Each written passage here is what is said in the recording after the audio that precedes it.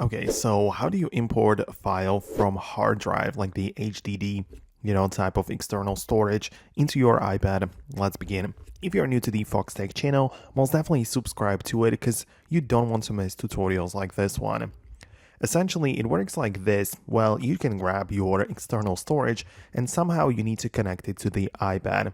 Well, you need to use a cable, but the important thing is that you have the port situation figured out. So on my iPad Pro, I of course have the USB-C connector, and on the hard drive, as you can see, I also have the USB-C, so I can use the double-sided USB-C cable.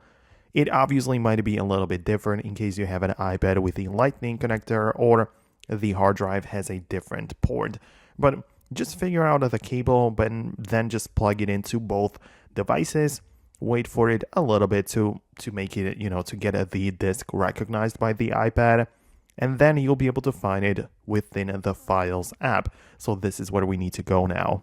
So inside of the Files app, you can see on the left panel, when we get inside, we have the location section, and there are things like your local iPad storage, then we have the iCloud storage, and also once the external storage gets recognized, it should appear right there.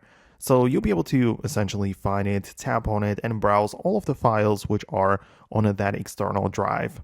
Right, so it doesn't matter if you connect in or just get, the SD card or some kind of USB file, whatever, just connect it to the iPad and it will appear right here.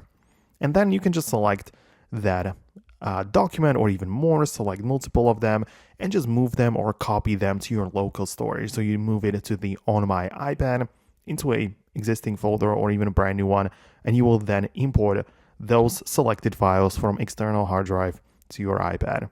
Now that's it from me. Let me know what you think below. Thanks a lot for watching, and I'm gonna catch you later in the next videos.